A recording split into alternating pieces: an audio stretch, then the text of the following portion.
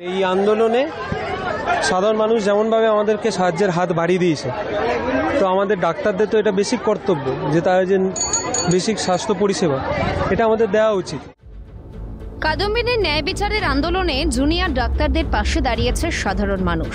রাজ্যের বন্যা পরিস্থিতিতে ঋণ শোধ করতে এবারে সাধারণ মানুষের পাশে দাঁড়ালেন মানবিক জুনিয়র চিকিৎসকরা। বন্যা কবলিত এলাকায় চিকিৎসা পরিষেবা পৌঁছে দেওয়ার ঘোষণা করেছিলেন জুনিয়র চিকিৎসকেরা। আর শনিবার আরজিকর সহ কলকাতার অন্যান্য হাসপাতালে যেমন কাজে যোগ দিয়েছেন তারা, সেই রকম বন্যা দুর্গত এলাকাতেও গিয়েছেন জুনিয়র ডাক্তাররা। বন্যার জল ডুবিয়েছে পশ্চিম মেদিনীপুরের কেশপুরকে। বন্যা পরিস্থিতিতে কেশপুরের মানুষকে চিকিৎসা পরিষেবা দিতে জল পেরিয়ে অভিষ্ট গন্তব্য তাবাগেরিয়ায় পৌঁছন জুনিয়র ডাক্তাররা। নিয়ে গেলেন ত্রাণ, হেলথ ক্যাম্প করে বন্যা দুর্গতদের স্বাস্থ্য পরীক্ষা করলেন, দিলেন ওষুধও। আজ থেকে জুনিয়র ডাক্তাররা বিভিন্ন জায়গায় কাজে যোগ দিচ্ছে।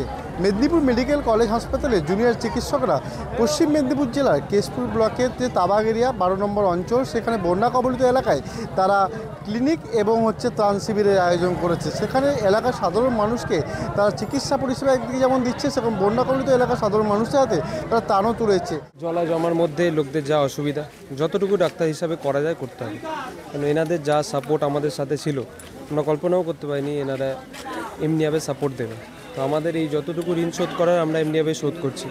আর এই জলজমা অবস্থায় তাদের যতটুকু যা সমস্যা হচ্ছে সে ত্রাণ শিবিরের মধ্যে দিয়ে ওষুধ বা যতটুকু ন্যূনতম আমরা খাওয়ার দাওয়ার প্রোভাইড করতে পারি সেগুলো করার চেষ্টা করছি আজকে।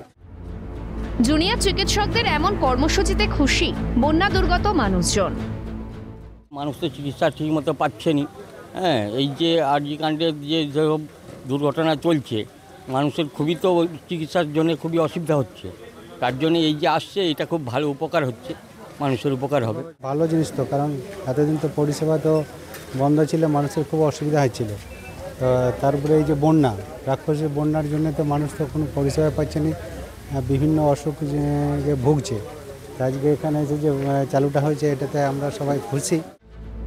কাজে ফিরলেও আরজিকর কাণ্ডে ন্যায় বিচারের দাবিতে আন্দোলন থেকে সরছেন না জুনিয়র ডাক্তাররা। ফেস্টুনে আরজিকরে নিহত তরুণী চিকিৎসকের রক্তচক্ষুর কথা তুলে বুঝিয়ে দিলেন প্রতিবাদের পথ থেকে সরছেন না তারা। নিজেদের হাতে উই ওয়ান্ট জাস্টিস লেখা স্ট্যাম্প মারলেন জুনিয়র চিকিৎসকেরা। প্রেসক্রিপশনেও দাবি আরজিকরের বিচার চাই, অপরাধ চক্রের বিনাশ চাই, কথা দিয়েছিলেন জুনিয়র ডাক্তাররা। কর্মবিরতি শেষে একদিকে যেমন কাজে ফিরলেন তারা, তেমনি বন্যা দুর্গত এলাকায় করলেন ত্রাণ ও স্বাস্থ্য শিবিরও। কে বলেছে কেউ কথা রাখে না?